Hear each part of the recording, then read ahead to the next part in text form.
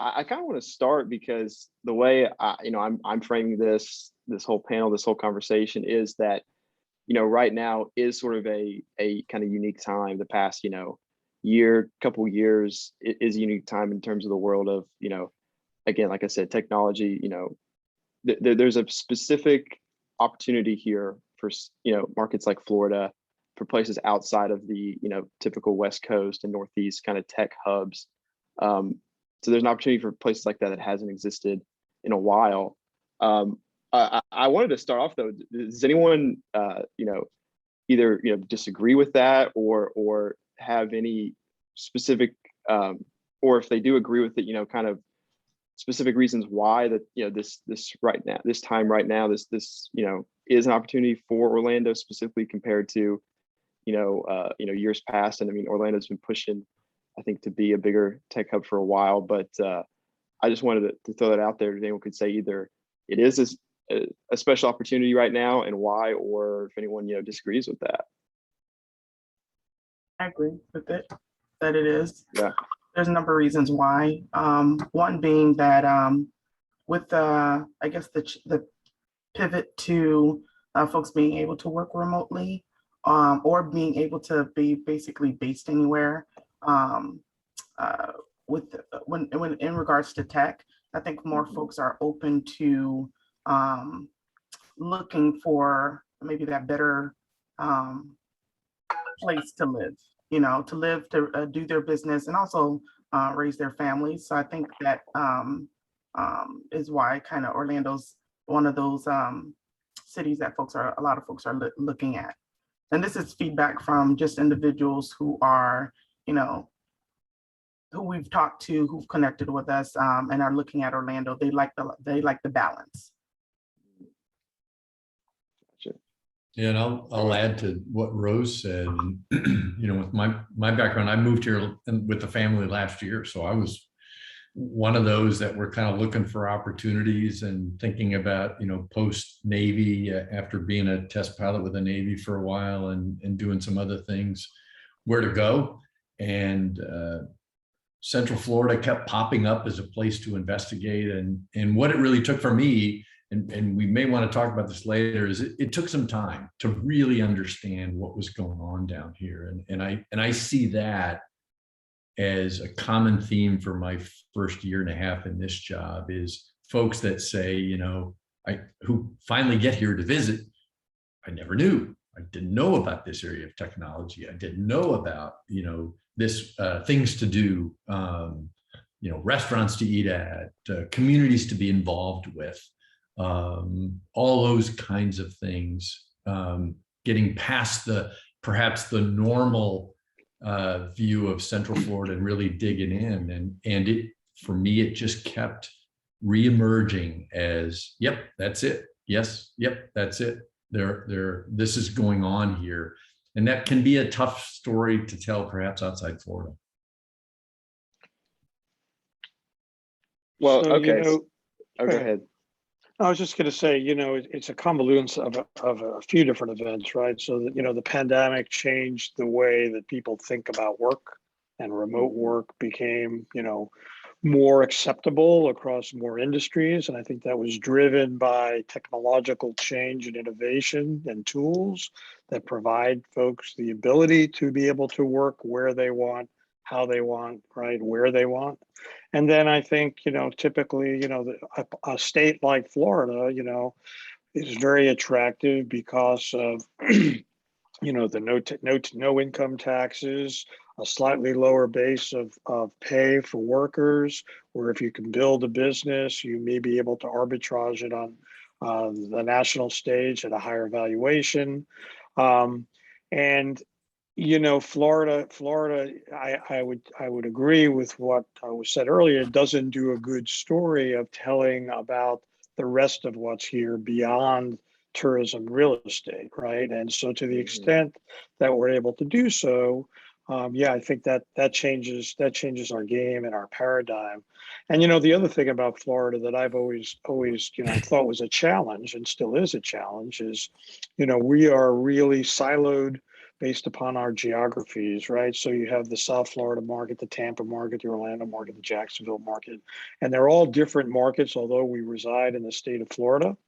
And we have to find what's special for us that's different than what Tampa's doing or what Miami is doing, right? And I think, we can't all be the same. We have to find those points of differentiation and then utilize those as a strength, right, as opposed to a weakness. Yeah. Hey, Alex, Okay. Yeah. it's just one cautionary note as we think about strategies from a community perspective. This concept of attracting individual workers who can work from anywhere, I listen, I get it, there's value in that, but I almost look at it similar to retirees coming here. If you really think about creating some of the things that Mitch just talked about in clusters and things, we're known for a lot of work Paul's doing right now. And you think about building companies and headquarters and that's impact on community. I just would suggest that we don't get too lost in strategies around, well, workers can work here, because while it's great to have those people here and they add to the base, they really don't add as much to the community on a broader level, which I think we all agree needs to happen, to the extent if we can really attract and build businesses here. So I try not to get too lost in the, hey, we could attract some individual tech workers whose companies are someplace else. I get it has benefit to them, but I think in terms of community impact, I would hope we would continue to focus on some broader strategies. Yeah, I think Rob's spot on there. He highlights several things, and there is sort of this max exodus. There was this not invented here syndrome, which is funny enough about Silicon Valley, that if your company got to a certain critical size, you had to be in the Valley. You had to be near your investors. You needed to be where the money was. And that's, by the way, still true. You need to have a presence if you're going to have a high tech, high growth VC backed company. You need to at least have a presence there so you can make those connections. However, there's been an acceptance of moving a company and not having it in the Valley. And I think that's been accelerated significantly in the last few years as more and more VCs themselves, from multiple reasons, COVID, the Great Resignation, you've got all sorts of stuff going on macroeconomically and taxes and the tax situation in California, the political climate, all those things come together and you're seeing more and more VCs move. I know more than a dozen that have moved from the Valley to Austin, which then makes them more amenable to looking at companies that are not in the Valley. That being said, you still need to have an answer for why we're here in Orlando.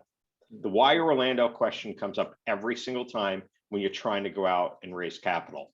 Now, we were really, really fortunate when we were raising venture capital that we had a great answer with the optics and photonics community, with the University of Central Florida, with the Lockheeds, Northrops, L3s, Kennedy Space Center, that critical mass of workers, students coming out of the university, and the ability to sort of ramp and accelerate and build that millennia of men and women years of experience. That's great. You can do the same thing in hospitality and in the hospitality industry, whether it's food or lodging, with a tech-based play there. You can do the same in simulation and training with the $6 billion industry we have here. It's emerging in fintech. And if you look at what Stacks and others are doing up in Lake Mary now, those are pockets where we have a core mass where I think we should focus more of our effort, because it's a much easier sell. It's harder in other areas, but not impossible to go in outside those core capabilities. Now, I'll just add a soundbite that I've been using for a year and a half now. I somewhat jokingly, but not entirely jokingly, refer to COVID as a rip in the fabric of space-time. We all think it's the year 2021. It's actually the year 2036. Change that otherwise would have taken 15 years to happen has happened over the last 18 months. People have realized new ways they can work, how they can work, where they can work, and that includes employees and CEOs and founders and investors.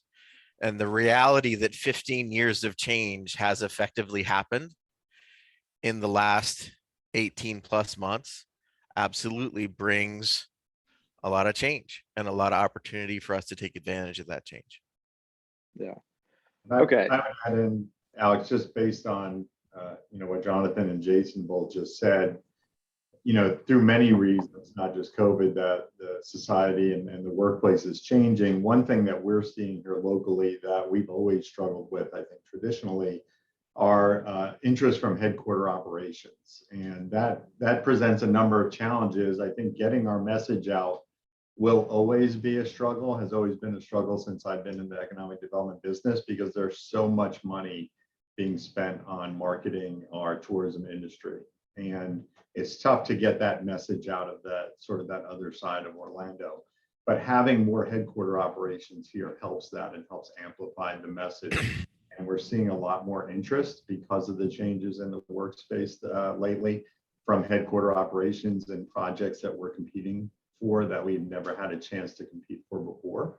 And then you have someone like Jason and his company, which can be, I think, a beacon for everything that's going on here. So the more we get of companies like that and headquarter investments and operations and companies that are more invested in the local community, the better that's going to help support our efforts to bring light to that side of Orlando and the industry that we have here.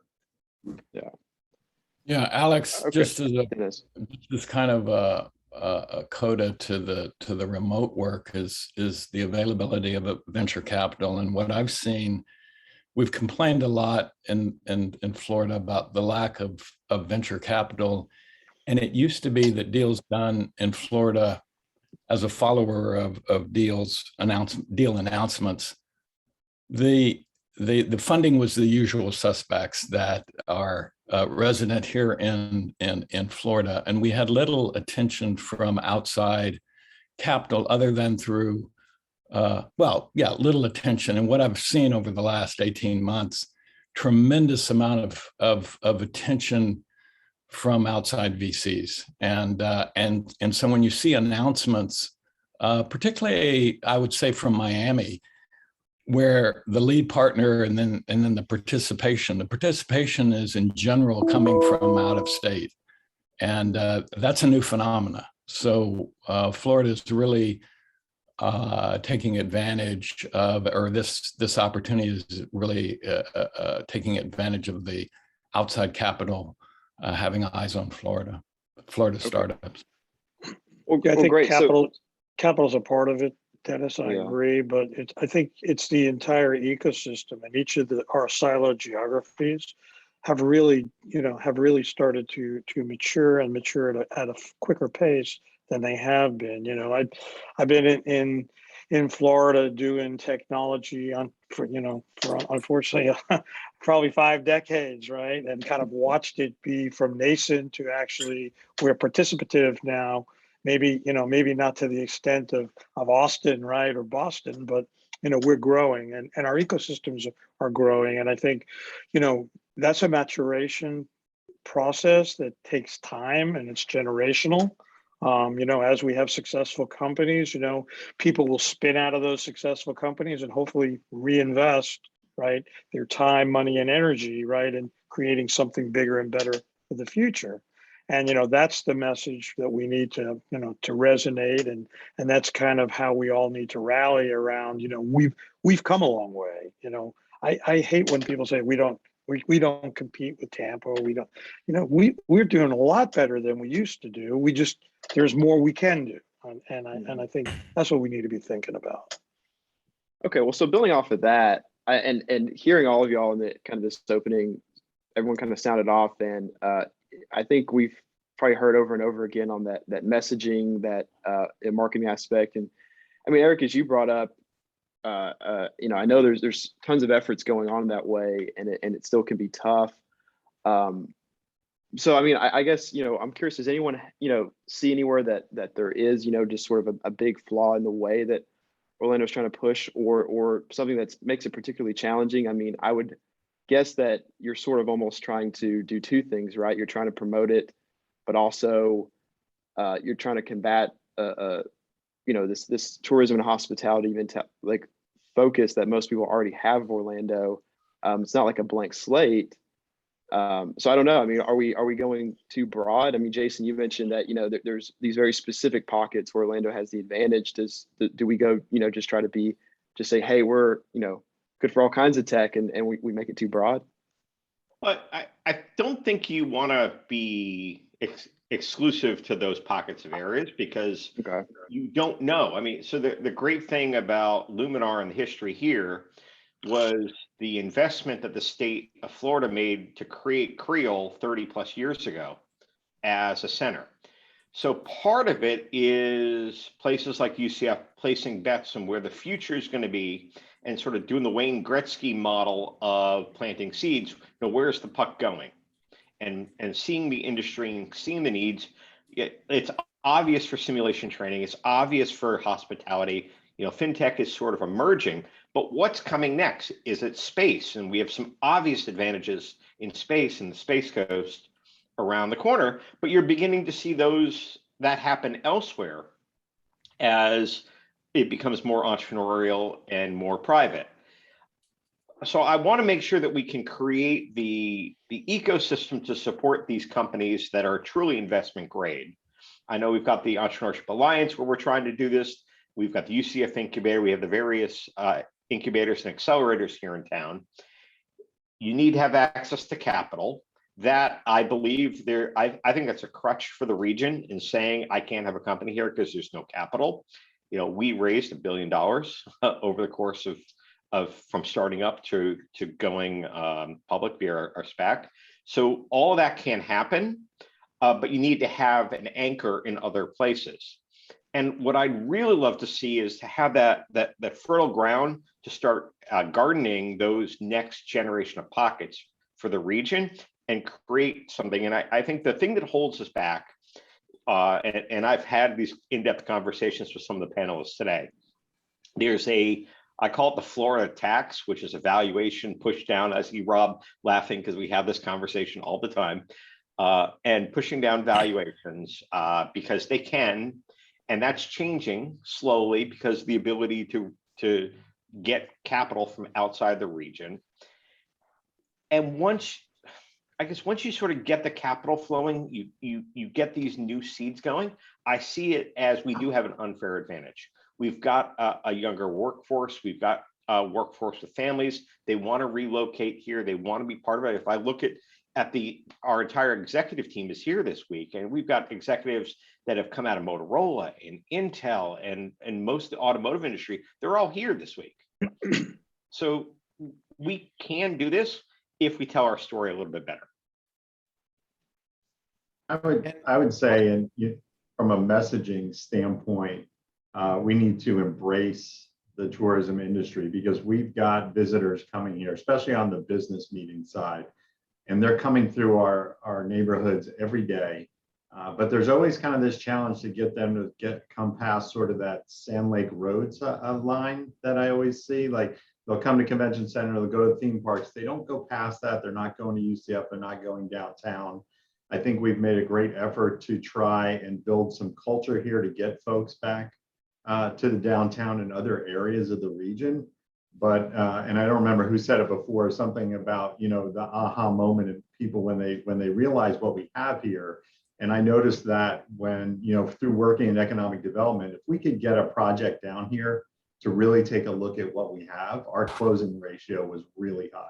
So it's convincing folks that there's an opportunity here and then getting them here. So if they're already visiting here regularly, how do we leverage that? How do we get out in front of them at the convention center? How do we provide content to them as they're bringing their meetings here so that they have a better understanding of what's available and what's going on here in Orlando? So that's a concerted effort. And then I'll add in, the work that that Paul and the Quarter are doing to really better define what our clusters are and what is the nomenclature that they utilize and what are the subsets of those clusters that we should be going after and marketing to. I think we need to be smarter about how we go after recruitment and companies down here. So I think the work that the Quarter is doing is really going to really drive some of that messaging moving forward, where it's really more specialized and we'll have a much higher closing ratio as we target the right companies and the right opportunities. You know, Alex, I think, and several of us who are on the alliance, actually, Dennis, Jason, in particular, we've had a lot of conversations with this lately. It's sometimes I feel like we're almost right now a victim of a lot of tactical success that doesn't necessarily match around a strategy. I mean, if you look at every panelist here, I'd like to think all of us are doing a lot of good things. There's 50 other people you could have put in this that individually are doing really amazing things. And you could look at like Nona and Creative Village and CF. I mean, again, you could, the OEP's work with the Orlando Tech Council. But I do think where we suffer is perhaps the lack of a unifying strategy that the community can rally. And I know that's a hard thing to do when you have regional governments and public-private partnerships and individual businesses. And Lake Nona is going to focus on what they need in Lake Nona while looking at the broader community. Craig Usler is going to focus on Creative Village.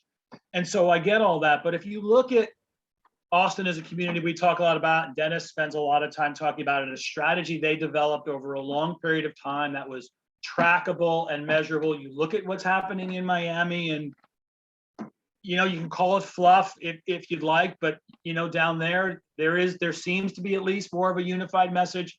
The mayor down there has gotten behind it and talks about it. And so I do think that's one thing that is missing here is sort of what is this unifying Orlando message that we could all rally behind, and we can also track our progress beyond. There's probably 10 great announcements every single week that are at Inno and in the OBJ, and all of that's great. And I think entrepreneurs fills hold, right? So in the absence of that strategy, all of us as entrepreneurs on this call, we're going to keep doing what we're doing, and I think it's good. But I think to get that real multiplier effect that we're looking for, that you've seen in other communities, somehow this has to tie into a strategy that all of us can get behind. Who leads that strategy, how that happens, I think that's where a lot of these conversations are going on. It's not an easy thing to do. But if you ask me, that's the one missing piece, to have activity and tactics follow a strategy over a very long period of time. As Mitch said in his opening, this is a generational strategy. It's not a 2-year or a 4-year strategy. Okay, so it is obviously very tough to say what you just alluded to there, Rob, is who is or what person or what body kind of has to be on the forefront of that. Does anyone have any input of who they think? I mean, I know obviously in Miami it seems like Miami's mayor has kind of taken that up. In some of these other places there seems to be kind of one unifying organization, but it is true here. You've got the city, the county, the OEP, UCF. Everyone's doing things. Yeah, we don't have a unified message, and I think that is probably the number one thing that can effectuate change. If you think about Tampa, right, which really doesn't have the asset that Orlando has, in my opinion. But what they did have is they had a Jeff Vinnick to stand up and kind of rally all the forces through TIE and Embark and University of South Florida and get everybody on the same page singing one tune. In Miami, they had, before the mayor got involved, they had the Knight Foundation, which really stood up the entire ecosystem through granting, and that took quite some time to do, but they were very consistent about their messaging. And then they got the mayor to stand up behind it, right, as kind of the rallying point, and really drove home a unified message. We're not there yet. We have a lot of messages, but they're not together. And I think that would be the one initiative that somehow, if we could figure out how to do that properly, would really give us a big differentiation. And to Eric's point, I mean, the messaging is we've got double effort here that we need to employ, and that is that we're being drowned out, or the messaging coming out of the tourist and hospitality industry is tremendous. It's effective, but it's I think it's to the tune, Eric, you probably know the numbers, but I mean, it's something like $60 million, is being spent with Visit Orlando and messaging. OEP, as much as we love the Orlando, you don't know the half of it. I mean, it couldn't be more than a few $1 million, maybe even not that. I don't know. So we're talking about a differential of 20 times. And so we've got to rally around, even, we've got to do it's not only a better job, but seek some effort to better equalize that messaging. And maybe it's the libertarian in me, but I generally have not been an enthusiastic fan of these group strategic efforts. I also have not been in agreement all the time with the idea that the challenge in Central Florida is a lack of venture capital. I believe that the funding challenge in Florida is a lack of angel capital, a lack of experienced and educated angel investors.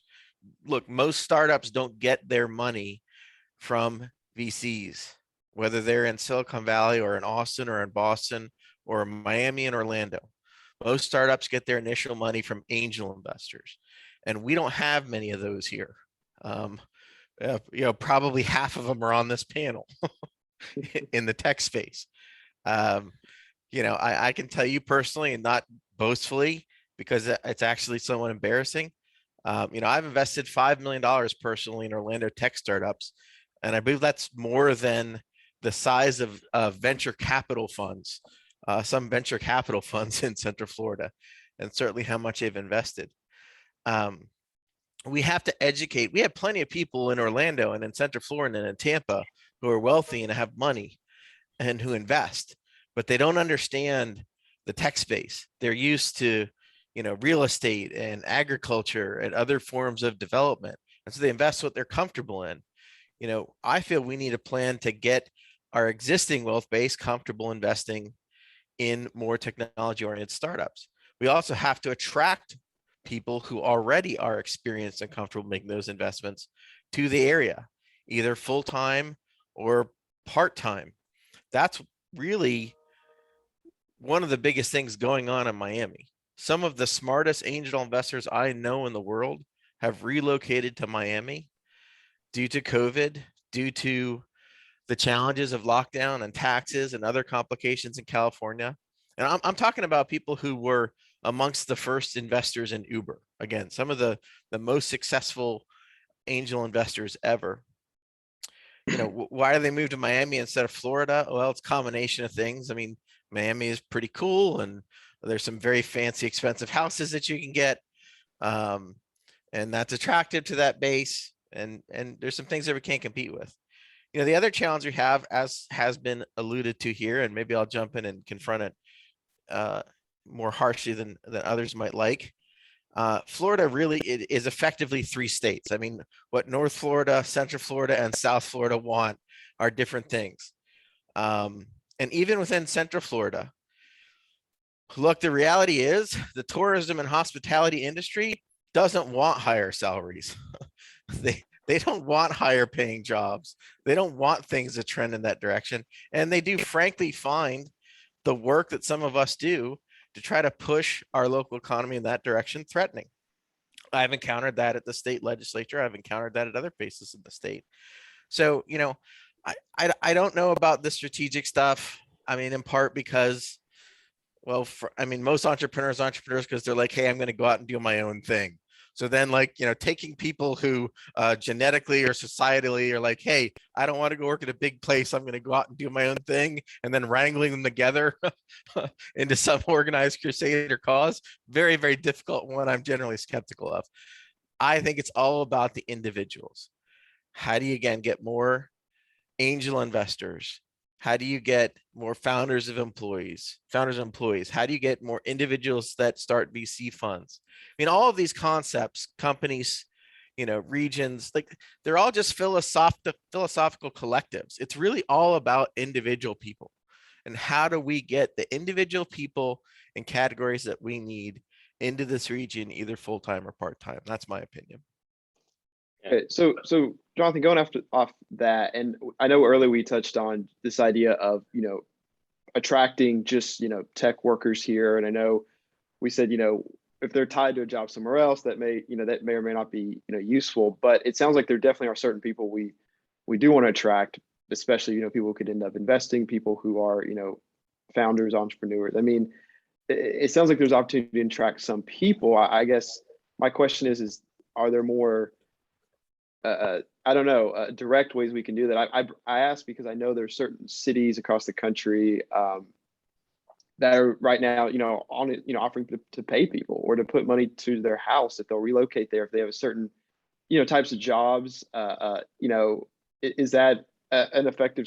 I don't know. Is that a strategy that could work, or is that something we should look at? It's a great strategy, Alex. We need to understand what we have that's good and leverage it. I have this saying called leverage the magic of the region, right? There's magic in the region here, whether it's Disney, Universal, the hospitality, tourism industry, everything going on with the education workforce, the younger workforce. There's a lot of magic going on. Now, do we have warts? Absolutely. Are we spending our time? I think, to Jonathan's point, I think a lot of us can be catalysts for change, but I also subscribe to I'm not going to push a rope uphill.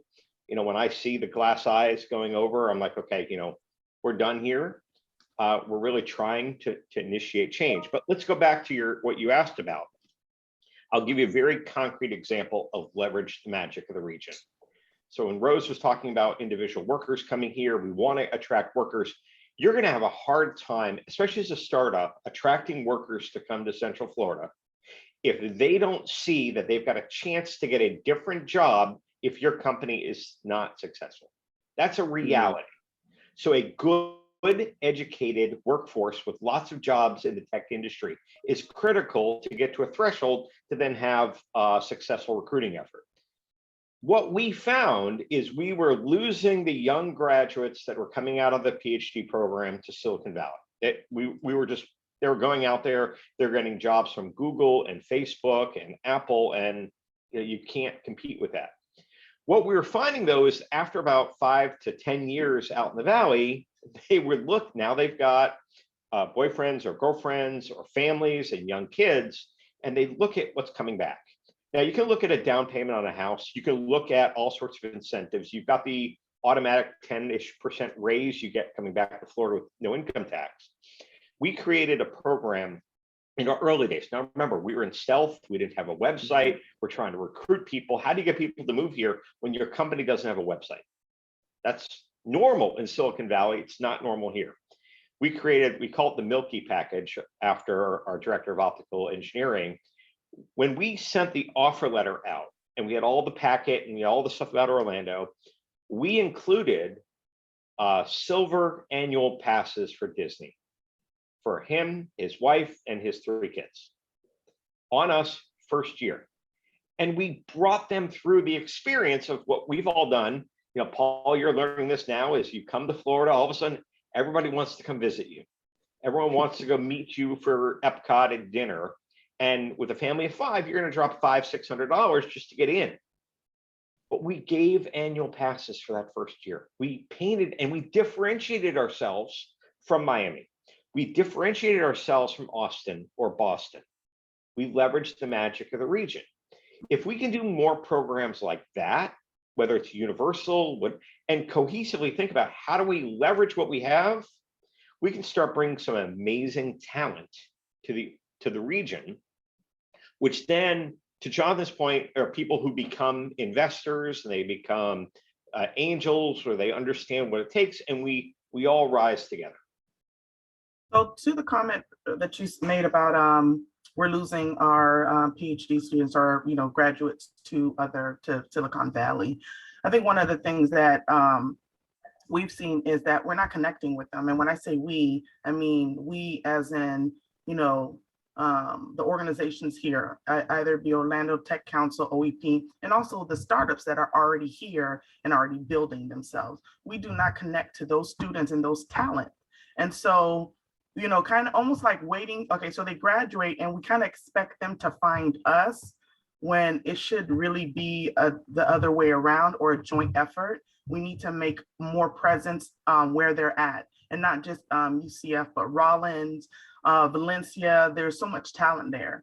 I know each of those colleges have programs where the students can intern in a company and get credit for it. And how many startups or companies here are utilizing that type of service? And I'm not talking about huge companies that are out here. I'm saying the small startups that are out here that need that type of skill set. Are we utilizing and grabbing those students so they can see, number one, they're started here, they can have the experience, and it could probably give them that incentive to stay here after they graduate. So this is one of those strategies that we need to talk about. It's not, I think sometimes we're really silo in the things that we do. We only go for one specific way. We're only looking at one specific company. It needs to be a more robust effort than we're doing right now. Just like Rob, I was trying to make that comment, but Rob hit it right on nail on the head, the unified effort. You know, UCF, it shouldn't just be UCF pulling in people. And then a lot of times I don't find out, being in our organization, we don't find out things that are happening, efforts that are being made until it gets to the news and it's done and over with. Where's that communication amongst, this group or beyond that? We just need to have a better effort when we, and having everyone included. And then there was a comment made about who will run it. I don't think it should be one person. I don't agree with that. I don't think that one organization. Why? Because they're not going to impact or have connections to all the communities that are out here. And so what I think what really is needed is a council of all the communities that play a factor or want to be included in that, working together, meeting together, having conversations like this, and then taking that information and whatever strategy or whatever agreements are made and taking that back to their community so that everybody's on the same page. That's not happening now. That's not at all. So we need to do like a better effort in having everyone involved. That way, however it aligns with their community, they're making those moves and they're implementing strategies, they're communicating that information to their community, and then you have everyone being on the same page versus it being an isolated effort by one organization, one university, or anything like that. Hey, Rose, a thought, and thanks for that. In fact, Rose was the one that told me, and I'm continuing to be a student of every one of you, when we met at the county building. And she said, whatever you do, don't forget the communities. Mm-hmm. And it's what Rob talked about as well, that technology just isn't here for technology's sake. It's really about communities. And I've seen that as the new guy coming back into Florida, that Florida is very different in the respect of, we see efforts like in Ohio, very top down from the state, pushing a lot of things. In here, it really is about the communities, and it's serving all communities. And you see that in national grants coming and that sort of thing. It's really all about communities. One of the things that, and I'll throw it out there just for consideration, that the challenge with the corridor is really learning about those communities, not trying to make everybody the corridor. But what we share with people is we really try to make everyone the best possible ambassador for your teammates' organization. I mean, we're trying to say, hey, let's be just a little bit more curious about what they're doing in Tampa, not to compete, not to say, hey, we don't like what they're doing, but to really begin to understand. And what you start getting are things like, for example, NASA hopping over to Hillsborough County and talk about technology commercialization. And it's those kinds of things that I see from a corridor, what Steve Carell calls, boundary breaking collaboration, which I think is part of what Jason talks about, the magic.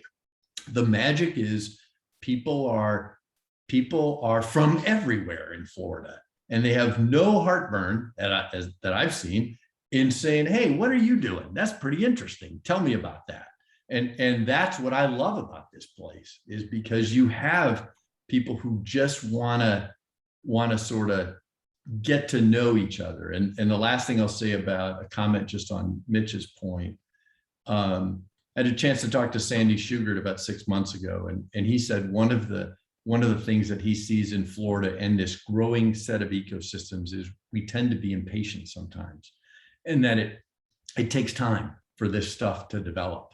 And so I don't want this group to be so hard on themselves that we go, gosh darn it, I'm impatient, I'm giving up. This is growing, and I think that's a huge positive for the region. Well, so okay, so I think both of y'all brought up a couple really good things, and something I wanted to ask about is we've talked a lot about, kind of Orlando looking out, how, the rest of the country is viewing Orlando, pulling people here. What do we have to work on? Just kind of, I guess, working on ourselves, you could say. I mean, what, like, very locally, could we improve right away that might, just boost Orlando's, attractiveness? I don't know. Do we need? It sounds like just keeping more students here was a big one. I'm curious, what other just, very kind of super, hyper local things do we need? Do we need to convince people who are in Orlando that this is, it's worth pursuing to try to get more of these tech companies here? Yeah, it's not just keeping the students, it's keeping the entrepreneurs that have successful exits. Mm. We've had there's a bunch of companies that I know of in Orlando. I'm less familiar with Tampa, because that's a state away from here. But there's been a bunch of good to great exits of tech companies in Orlando in the last 10 years. I would say a slight majority of those people have left Orlando after their exits. They've moved to Boulder, they've moved to Austin, they've moved to other places. So I think that the most immediate and perhaps the easiest questions we can answer are, how do we keep the successful entrepreneurs here? So when they turn around and invest, they tend to invest more locally. And how do we keep that top talent coming out of UCF, USF, UF, etc.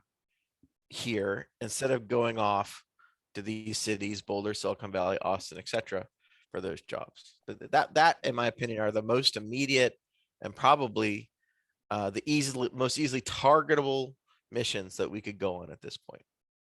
So I would say, and that's a great point, like if I had a magic wand and I could wave it to help our community, I would clone Jason and Jonathan, because they're folks that have had success and they invest back in the community. So my question to both of them would be, what can we do as a community to keep people like you here and people that want to invest in the community? Is that just innate in them?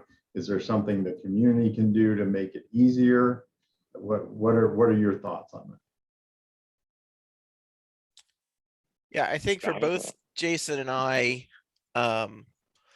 throwing out any of our altruistic causes and our belief in the region, which we both share, we both happened to hit upon success at a time when our children and when our families were very much ingrained in the community and going to school here. And so even if we wanted to go elsewhere, which, Jason and I meet often, we don't want to go elsewhere. We like here.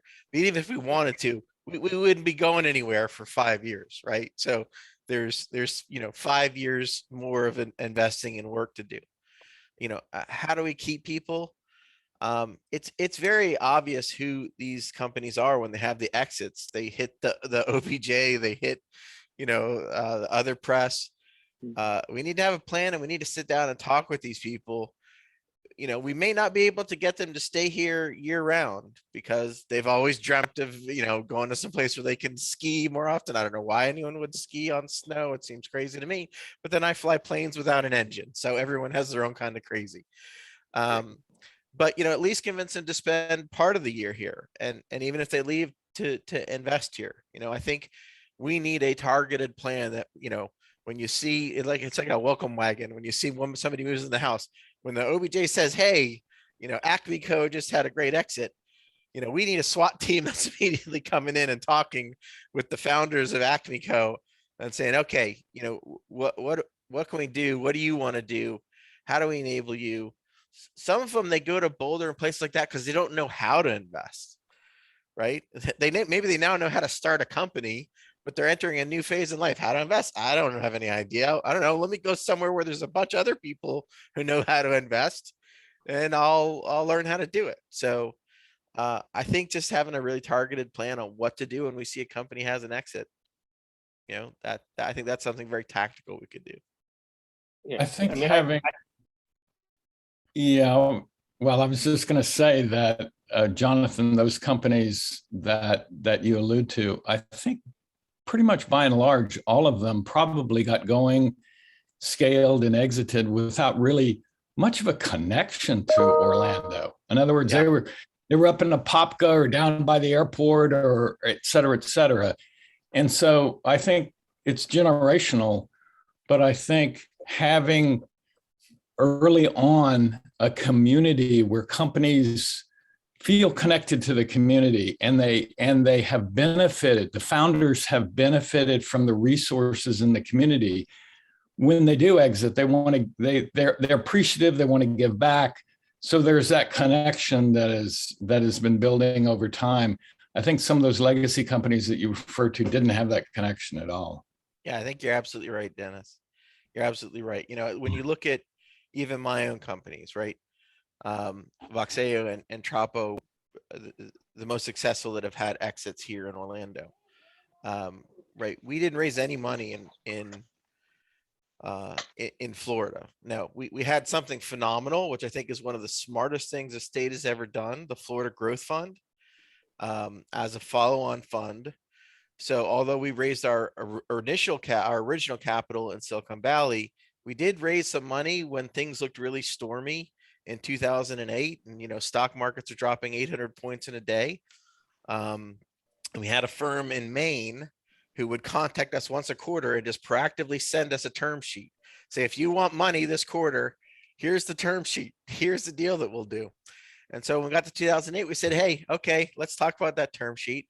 We said, there's one problem. We need more money than you can put in. They could put in about $5 million at the most. And they kind of laughed and said, I think we got a solution for that, because the Florida Growth Fund was just starting as a follow-on fund, right? To follow other lead investors in doing deals. And again, I think that's one of the smartest things that this state has ever done to encourage technology startups. And Voxeo was the first company to take money as an investment from the Florida Growth Fund. But outside of the Florida Growth Fund, Voxeo and Trapo raised $0 of money in Florida.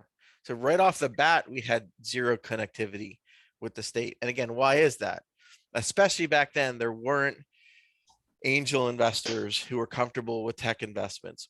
That is, as Eric said, we shouldn't expect that things change overnight. When you look at Austin, for example, Austin started an organization over 60 years ago to encourage technology and electric oriented companies in the city of Austin. So what we're seeing now is the result of seeds that were planted 60 years ago. Okay. Very, very important to keep in mind. Here in Orlando, this is not going to happen overnight. I can tell you that when I first went to raise money in my life, which is in the early 90s, it was impossible. My business partner and I literally drove around the state of Florida for an entire summer trying to raise money in the state of Florida in 1993, I think it was, and nothing. But we got on a plane and we went to Silicon Valley, and literally 2 hours after we landed in Silicon Valley, we had our first commitment for investment. The Florida has changed a lot since 1993, a lot. One of my best startups in my portfolio is an Orlando company that has the kind of growth that entrepreneurs and investors dream of. $1 million in revenue a couple of years ago, 3 million 2 years ago, 5 million last year, and it's going to be somewhere from 20 to $25 million this year. Okay. I was able to put together an angel investment round for that company a year and a half ago, which was substantially Orlando area angel investors. So that's how far things have come from 1993 to 2019 at the time. Some significant progress. We got to keep on with that progress. We got to keep planting these seeds. We shouldn't expect, as Eric said, that they're going to grow into trees overnight. And we got to keep the people here. And I'll tell a tale that I've told before once or twice, of how Silicon Valley works, right? Historically, things have changed a bit now. In Silicon Valley, you're an entrepreneur, you have an idea, you would go to Sand Hill Road, which is where all the VCs were based, especially back then. You'd shake a tree, an investor would fall out, a VC would fall out, you'd pitch him on your idea. One of them would say, okay, great. They put money in, you go build your business, you exit, you go to Sand Hill Road, you shake a tree, a woman investor falls out because things have advanced some. You pitch your idea, she says yes, great. You go build a business, you sell it, you're great. You go to Sand Hill Row and you climb up a tree, right? That's how that cycle worked. The problem is we don't have trees to shake in Orlando. We don't really raise money in Orlando. When we do raise money, it comes with the valuation tax that Jason mentioned, some particularly low valuations offered by local firms. And so we don't have those trees to shake. And then that means we don't have the trees to climb up, 10 or 15, 1 or 2 or 3 exits later. Right. So, we got to plant these seeds. We got to get better at keeping people here locally. Most of the funding comes from angel investors. Angels ultimately, if they keep doing it and get professional, turn into VCs. We got to think through that life cycle and not how we jump to stage 3 of the life cycle, but how we go through each part of it. I wanted to add to that, not just looking at angel investors and VCs, and this, I'm thinking from the perspective of a tech startup, but some of the tech startups here can't even get friends and family round going or have a source for that. So why not look at other sources of investors like crowdfunding or crowdsourcing, having the community be able to go and invest in the tech startups that are located near in right there, in their community or someone that they know. Why not create that type of opportunity? And because a lot of people don't know that they're able to invest in companies if they're not millionaires. I know that's something that we're looking at for our companies with my venture, having that platform where they can go and look at startups here and also invest in them. And so I think, and then a lot of times, the big things, at least that we're seeing, is there's a lot of great talent. There are a lot of smart people, a lot of great tech startups that have potential. They just don't have the checklist items that they need. And so providing their resources so that they are ready and investable, and I think that's one of the things that maybe a lot of VCs are not seeing, is that they come, they have these startups that they're meeting with, but they don't have their business plan together. They don't have a financial strategy. And it's not that they don't have potential, they just don't have those documents. So being able to provide those resources that they can go and tap into. A couple of the members of our Tech Startup Series, they're not in Orlando. Actually, 2 of them are in the Tampa area. They're already making plans to move over here because of the resources that we've communicated to them that are available. And they say that all the time. I didn't know that. I didn't know you guys had that. I didn't know this was available. But sometimes it's not so much that we don't have it. We have it. We just, nobody knows about it. And folks don't know what they don't know, especially when you're talking about communities where business has not even been part of their language ever. And they're the first in their family and in their, to do this. It's hard for them to identify or find the resources that they need if they don't even know what they need. So making that known, hey, this is the type of resources that we have. You're looking for this, here's what we have. I know there's something, I've talked to Eric about this and some others, where we have individuals who've moved here or looking to move here and they need space. And like a store location, they have no clue how to look for that. They don't know who to contact, because there's so many organizations and they don't know who to contact to say, I need a location for my business, and I also need storage to be part of that location, I don't know where to look. I don't want to look at, 10,000 listings. I don't have that time. And also, what area should I be focused in on? What's the best area that I should place my business? Those type of resources, and I'm sure we have it. We just need to identify who that contact person is, so that decision that they need to make is easier and better for them. Because in Miami, they have those resources. There's someone in Miami I know right now that I can call who can help me identify where to place my business. And I'm not quite seeing those like level of resources here. And they're important because not everybody wants to work from their home. Right. I think, Rose, I think you bring up a really great point, because it's not one thing. It's multiple things. We've got to support those early stage companies and get them going with the resources, which I think are here. They are. We talk about we don't know the half of it. Well, that's part of the problem is we say that we don't know the half of it, but we don't do a good job telling people what the other half is. Mm-hmm. And I know UCF feels the same way, the leadership there. I know the local governments feel that way. I know the OEP feels, I mean, we all know this. We need to do a better job of telling our story, which is, I think, Alex, something I am really grateful that you do a lot, is telling that story. I also think we need to think bigger. We need to teach these entrepreneurs how to swing the bat a little harder. We need to create a culture here in Central Florida where it's okay to fail. It's very different. In Silicon Valley, you fail, you learned a lot, you dust yourself off, and you write a new business plan, you pivot, you go. Here, you're almost penalized or down upon. It's a culture thing. We need to be more collaborative. Oh, go ahead. Oh, sorry. No, I thought you were wrapping up, but no, you need to be more collaborative. When somebody locally invests, that person should be able to go call everybody else in town and say, I found one. This is a great company. We should invest. Instead, what I see people like hoarding it. Like, oh, well, I don't want this other fund to get involved because I want to get the credit for it. That is a Silicon Valley thing where you share and you call and you pick up the phone. And if one angel investor invests, they all do.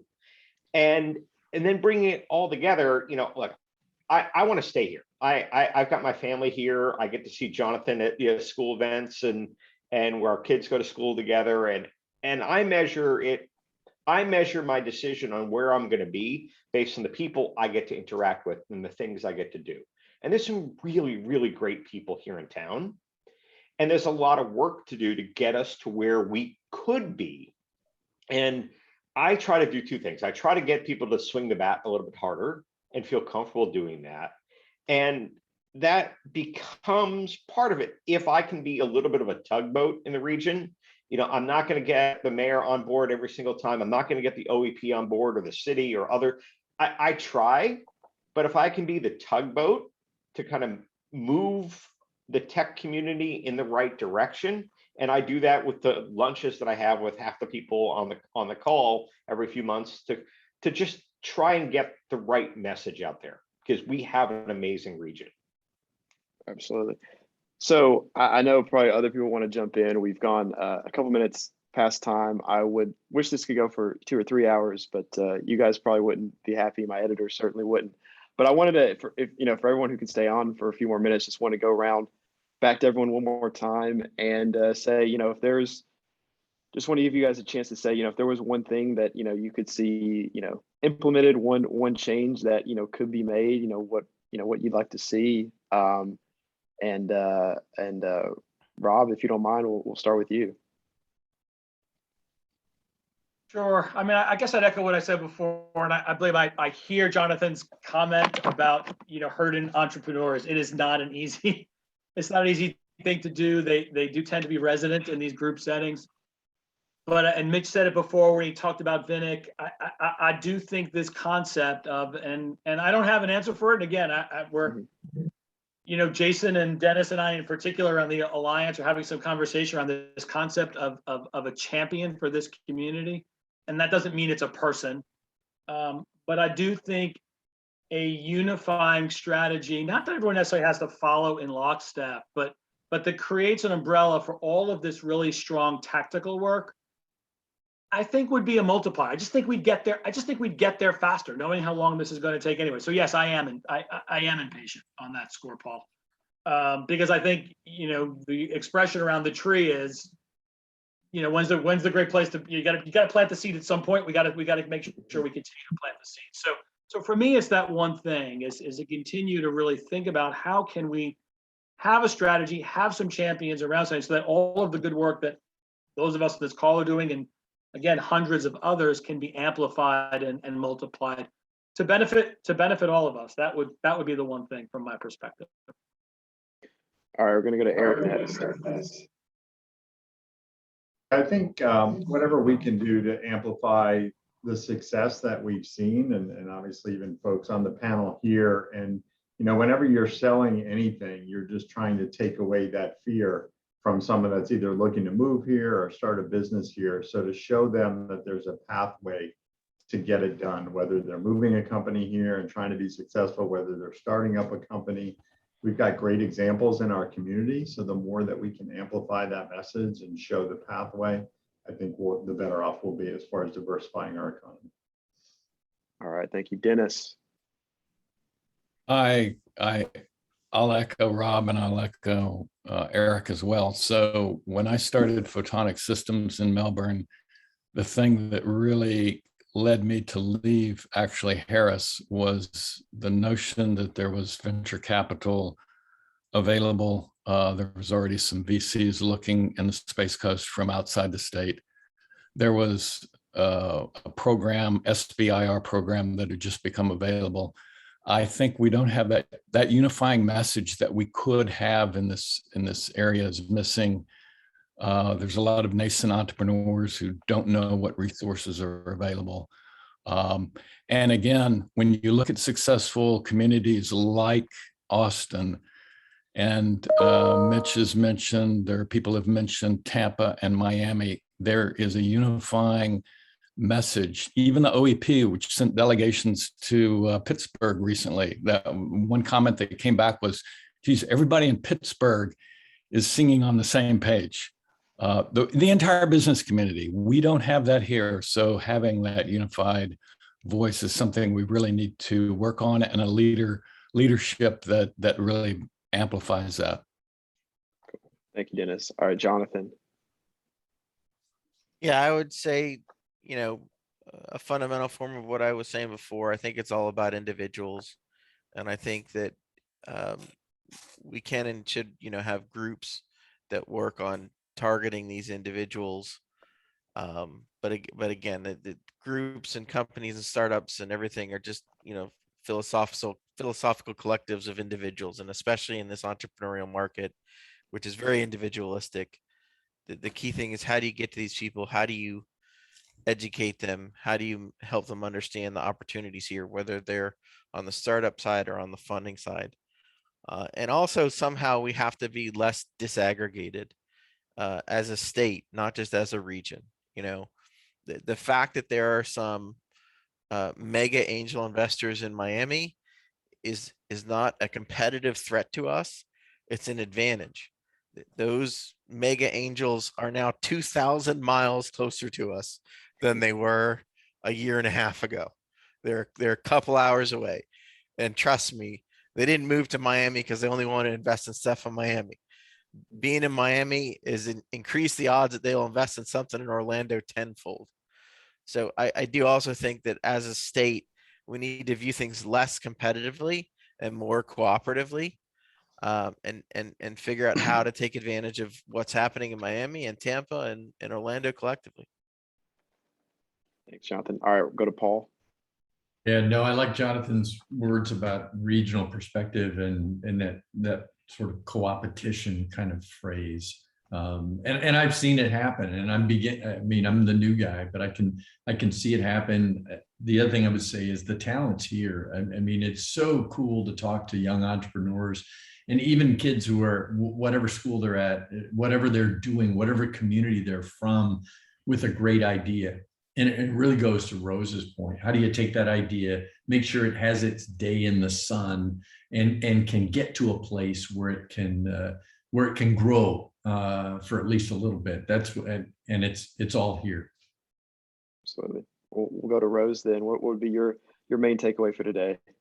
Oh, I'm gonna throw one out there. I would love to see a tech hub here in Orlando, and I'm talking about a physical one, one where we can have conferences, tech conferences. And I'll tell you, not everybody wants to do the convention center. When we talk about tech, I just don't think that's that's the place that is the go-to. So we need a tech hub. We need a tech hub where tech conferences can come to Orlando. I mean, we have Synapse and we've had a couple of other ones, but it would be great for Orlando to be one of those places that tech conferences are coming to, because we have this location. And then the location also serves to have representatives from all of these different organizations there, and then also working together. And then, there's so many other possibilities for that tech hub, but to have that in the community for people to see, for people to go to, have everyone there, all communities represented, I think that would be a great resource and a great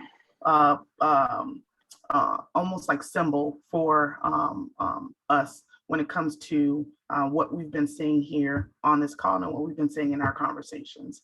So I think we have a number of buildings where that are good possibilities for this, but I would love to see that happen. Absolutely. Thanks, Rose. All right, Jason, you're up. I'd love to see the region begin to think bigger, swing the bat a little bit harder.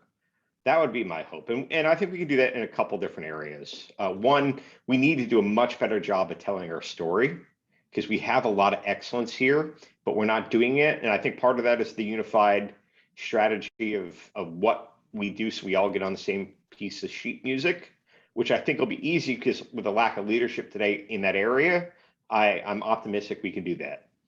Two, I think we need to think big in terms of planting the seeds that are going to be the regional drivers in 20 to 30 years. It's always hard to do that versus the now, which means it needs to be an and strategy. We need to plant the seeds for the future, and we need to harvest these companies that have already planted seeds, whether it's the Red Sixes that are moving here, whether it's Care AI that I think could be Orlando's next unicorn, whether it's a company like Red Meters that I think will be another great company. Those types of companies, we need to figure out a way to really help them while building the next generation of those. So all three of those, thinking bigger, I think we could really win as a region. Absolutely. All right, Mitchell, we'll wrap it up. I'll wrap it up. So I'll take it maybe slightly more philosophical. I think we have to take credit for what we're doing already. I think we've already come a long way, and I think it's a long journey. And I think the journey, will take a lot of different identities and a lot of participants. But let's not forget, and to Jonathan's point, he couldn't find money in 1993. Well, I couldn't find it in 1983. Okay. And I raised money of 7 companies that all got to some kind of an exit. I never raised $5 in the state of Florida. And, part of my mission after that last business was to do it myself, to be that person, to become an angel. And I found out how hard it is to be an angel. So I said, hey, there's some other angels out there that maybe we should do a fund. And now we've done a number of those funds, and we've actually reached into the successful companies, a company like Stacks that we helped to finance and create an exit. And now those principals, although they're still working, they're investing as angels and as fund investors. So it's starting to happen. And we have to give ourselves credit for the fact that it may not be happening as quickly as we would like, but it's happening. And we need to publicize the successes that we have, create a better unified message, and just keep going, and sometimes nobody's ever said, entrepreneurs particularly are never satisfied with where they are. It's where they want to be. And so I'm one of those people too. I'm never happy where I am, but as a community, I think you sometimes have to slow down, take a little bit of credit, and then kind of leap forward to the next place. Absolutely. Well, thank you everyone for jumping on today. I think this was fantastic. Again, I know we're only kind of scratching the surface here, but I think this is just the, certainly not the end, more the beginning for, OBJ and Inno, covering this and pushing on this. And I think a lot of jumping off points for future, coverage and articles came out of this. But again, appreciate everyone's time, and you'll see should be this week, some postings on this, and we'll make sure to tag everyone, and hopefully reach out to y'all and let you guys know. But otherwise, appreciate everyone's time and hope everyone has a great Monday and a great week. Thanks, everybody. Yeah, absolutely. Thank you. Thanks, All right. everybody. Take Thank care, you for everyone. doing this. Alex.